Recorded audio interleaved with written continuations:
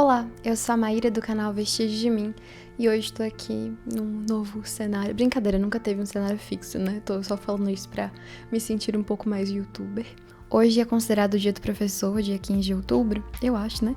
E eu resolvi trazer um pouco desse assunto pra cá porque esses dias me perguntaram no Instagram qual que foi a influência, assim, da literatura pra mim. E eu vi que não dava pra falar sobre literatura sem falar de passado e, consequentemente, falar de escola. Comecei contando de quando eu era pequena que eu estudei em várias escolas, assim, passei por diversas escolas privadas, municipais, estaduais. Mas quando eu era bem pequenininha, uma das minhas memórias mais fortes é a de quando eu ia pra biblioteca da minha escola e toda semana a gente tinha que pegar um livro pra ler. E eu escondia Romeu e Julieta e As Panquecas de Mamma Pânia, porque eram os meus preferidos e eu queria ficar repetindo eles constantemente. Mas eu sei que as revistinhas também tiveram uma grande influência pra mim. E eu passava tardes, assim, incontáveis, deitada na cama, lendo revistinha e brincando de Barbie. Era isso que eu fazia. E eu sei que diversas vezes eu não tinha muita coisa pra fazer. Assim, já tinha brincado de tudo e já tinha brincado com todas as bonecas e outros jogos que eu tinha. E eu acabava repetindo as revistinhas, então passou a se tornar um hábito. E isso pra mim não era um peso, não era chato. Era incrível poder revisitar uma história que eu já conhecia, mas que sempre se parecia nova aos meus olhos. Porque era uma nova Maíra que estava descobrindo aquilo. E pensando sobre isso, no ócio que eu tive, eu comecei a lembrar de uma história que eu escutei falando sobre o vazio, porque eu acredito que o ócio ele pode ser atrelado também ao vazio, né? Tem um canal que chama Entre Planos, que ele fala muito sobre cinema, e tem um vídeo que chama A Importância do Vazio. Vou resumir, mas assista, por favor, se você tiver interesse, porque é muito bonito. O rapaz, não lembro o nome dele, mas ele falava sobre o Miyazaki, da produção dos filmes dele, etc. Que em uma das entrevistas que ele deu, ele falou sobre ma. Ma é uma palavra em japonês que significa vazio. E são dois símbolos que formam a palavra ma. Um símbolo significa porta ou portão, separado, e o outro significa sol. Mas quando juntos, significam vazio.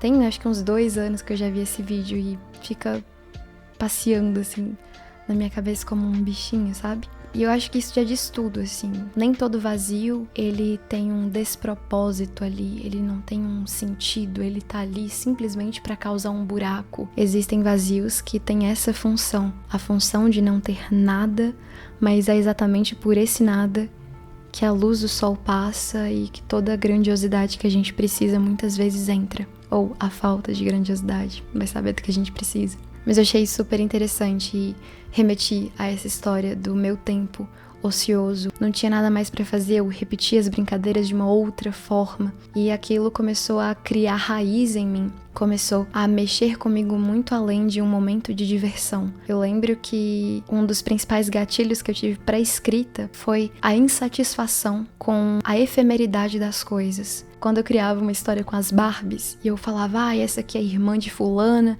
e essa aqui faz isso, faz aquilo.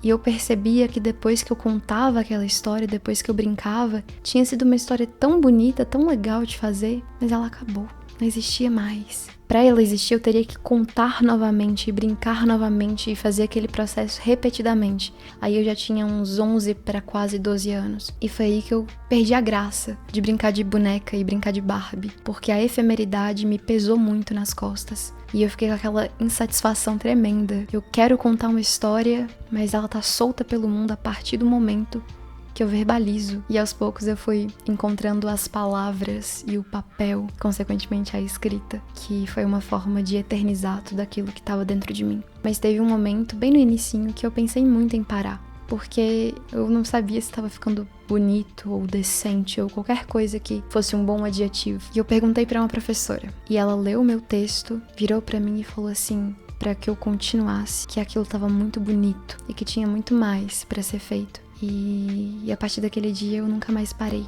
E eu tenho certeza que por causa de uma professora, hoje eu consigo encontrar um grande caminho, o meu caminho, na própria escrita. Não porque eu não conseguiria achar ele de outra forma, mas porque uma professora foi uma facilitadora, que o meu desespero não fosse prolongado, porque quando a gente não sabe o nosso caminho, a gente se desespera. Mas existem desesperos diferentes de outros, e pelo menos esse não me amedronta mais, não me visita mais. Vou ficando por aqui, um beijo pra vocês e até o próximo vídeo. Tchau!